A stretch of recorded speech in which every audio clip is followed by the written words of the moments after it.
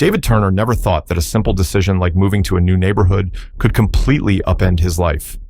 He was a structural engineer, a man of principles who firmly believed that following rules was the best way to keep everything running smoothly. After 15 years of living in a quiet suburban community, he longed for a livelier place, one with tree-lined streets, manicured lawns, and an air of refinement. Sunnyside Estates seemed like the perfect choice. From the moment he set foot in the neighborhood, David was impressed by the immaculate appearance of every house. There was no disorder, no clutter. Everything was in its place, from the vibrant flower beds lining the porches to the neatly paved walkways. The community was governed by a homeowners association, HOA, and he quickly realized that they had a strict set of rules to maintain this order. That didn't bother him. David had always appreciated high standards, and he believed that rules existed to ensure the best quality of life for the residents. Upon moving in, he carefully reviewed the HOA documents, making sure that every aspect of his home complied with the regulations. He double-checked the exterior paint color, the height of his fence, even the placement of his trash bins. Everything was in line. He had no interest in stirring up trouble. He simply wanted to enjoy his new home without any unnecessary conflicts. But then he started hearing whispers from his neighbors. Some murmured about unfair HOA policies, about fines issued for vague infractions without any clear justification. Still, David believed that as long as he followed the rules, he had nothing to worry about. That was until he met Karen Wilkins, the president of the HOA. Unlike the community leaders he had encountered before, Karen had an aura of absolute authority. With her neatly pinned-up hair and piercing gaze, she spoke in a manner that suggested no one dared to challenge her decisions. Some neighbors avoided her altogether, while others tried to stay in her good graces, even if it meant conceding to unreasonable demands. But David was not someone who would bow down in the face of injustice. His first real doubt about how the HOA operated came when his fence was trimmed without any prior notice. One morning, as he stepped into his yard, he was shocked to find the top portion of his wooden fence crudely cut down, leaving uneven gaps that disrupted its symmetry. Looking around, he spotted several HOA workers still finishing the job, their pruning shears gleaming in the sunlight. When he demanded an explanation, their response was brief. Orders from Mrs. Wilkins. At that moment, David realized that Sunnyside Estates was not the paradise he had imagined. It was a chessboard, and Karen Wilkins was the one moving the pieces. Whether he liked it or not, he had just stepped into the game. David Turner was not a man who angered easily, but as he stood before his brutally mutilated fence, he felt a surge of frustration rise within him. The once even wooden planks, standing at eye level, had been hacked down unevenly, leaving gaping spaces that made the fence look both unsightly and incomplete. This was no accident. This was deliberate. It had been done by HOA workers, acting under Karen Wilkins' direct orders. David strode toward the group of workers who were gathering their tools. "Who gave you permission to do this?" he asked, his voice calm but firm. One of them, who appeared to be the supervisor, simply shrugged. "We're just following regulations. Mrs. Wilkins ordered the fence to be trimmed because it exceeded the allowed height limit." David's eyes narrowed. He knew the regulations. Before installing the fence, he had carefully reviewed every clause in the HOA handbook. His fence was fully compliant. This wasn't about a rule violation. This was about power. Karen had done this simply because she could. Refusing to let the matter slide, David immediately sent an email to the HOA, demanding an official explanation. Their response arrived the next day, not in the form of an apology or a reasonable justification, but as a warning letter. The letter declared that he had violated HOA regulations and was required to comply with the necessary adjustments to maintain harmony in the neighborhood. Even more concerning, the letter threatened financial penalties if any further non-compliance occurred. David clenched the paper in his fist, feeling anger simmering beneath the surface. The audacity of it all, first cutting down his fence without notice, and now issuing threats under the guise of rules. This wasn't about keeping the neighborhood in order. This was about control, and he wasn't about to stand down. If Karen Wilkins thought he would simply roll over and accept her unreasonable demands, she was gravely mistaken. That very week, David dug deeper into the HOA and its operations. What he uncovered was disturbing. Stories from neighbors began to emerge. Homeowners forced to repaint their front doors simply because they were too bright. Others slapped with exorbitant fines for arbitrary infractions. And worse, those who dared challenge HOA rulings found themselves bullied into compliance through vague legal threats. It all became crystal clear. Karen Wilkins wasn't just the president of the HOA. She was a dictator, ruling Sunnyside Estates by her own twisted set of rules. But there was one thing she hadn't accounted for. David Turner wasn't the kind of man who backed down. He placed the warning letter on his desk, took a deep breath, and exhaled slowly. If Karen wanted a battle, she was about to get one. David Turner was not the kind of man who would sit back and accept injustice. The warning letter from the HOA didn't intimidate him. If anything, it strengthened his resolve to uncover the truth behind how the board operated. If Karen Wilkins thought she could use arbitrary rules to bully him into submission, she was sorely mistaken. That night, David sat at his desk, a stack of documents spread out before him. He retrieved the HOA handbook, meticulously reading through every clause, highlighting vague language and identifying loopholes that could be exploited. The more he read, the more a pattern emerged. The regulations were deliberately ambiguous, written in a way that allowed Karen to interpret them however she pleased. There was no real oversight. Karen had full authority to impose fines, mandate property changes, and even threaten legal action against homeowners who didn't comply. Determined to expose the truth, David began gathering evidence. He reached out to neighbors who had previously clashed with the HOA, listening to their experiences. Homeowners forced to repaint their houses over trivial complaints. Residents fined outrageous amounts for baseless violations. And worst of all, people who had been threatened with losing their homes if they resisted. These weren't isolated incidents. This was a calculated system of control and suppression.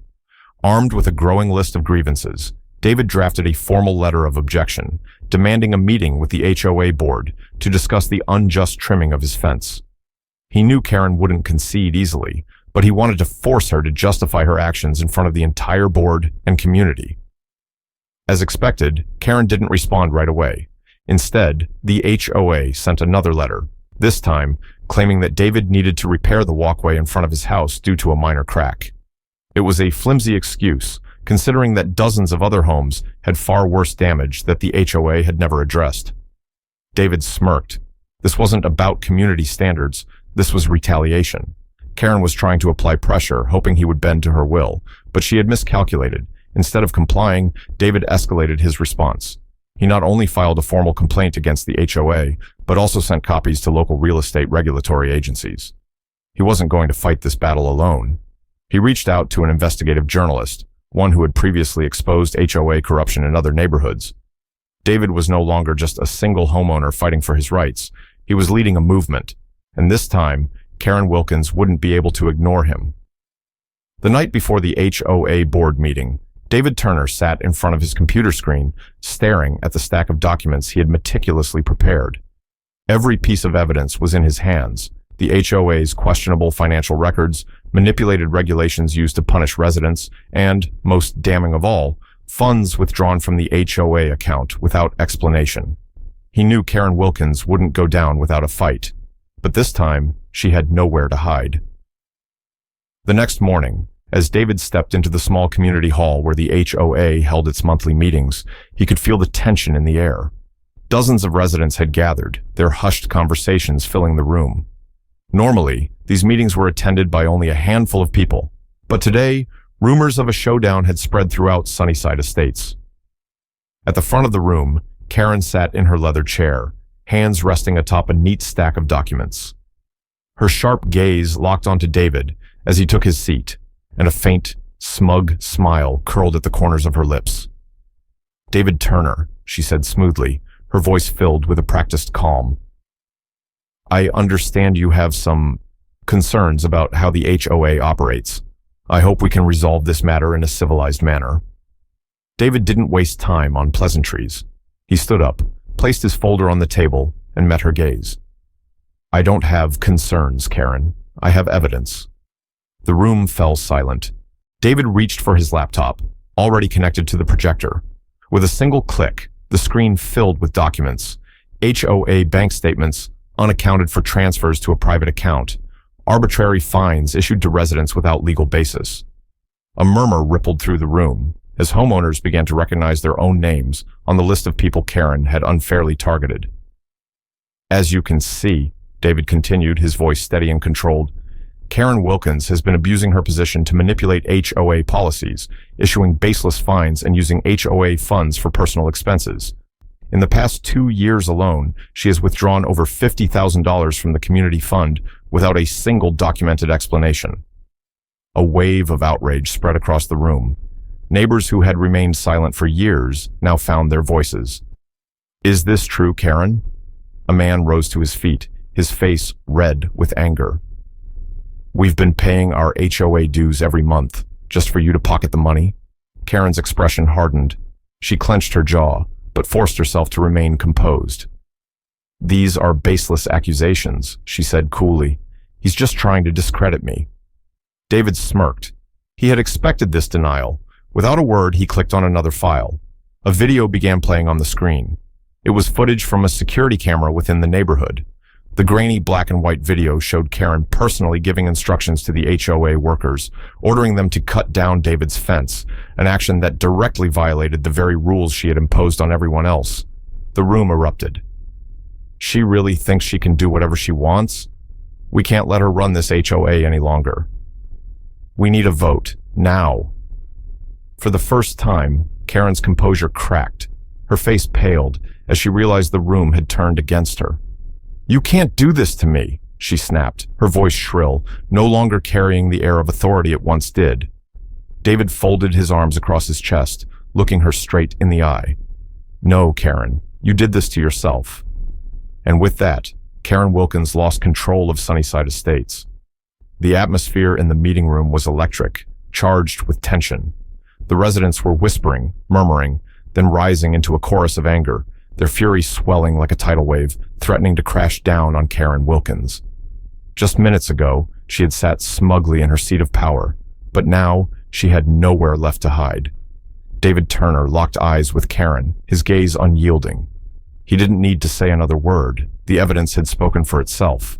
She had abused her authority, exploited the HOA to solidify her grip on the community, and forced homeowners into paying absurd fees, all while embezzling funds meant for the neighborhood's upkeep. But worst of all, she had built a regime of fear, where anyone who dared challenge her was punished under rules twisted and rewritten at her whim.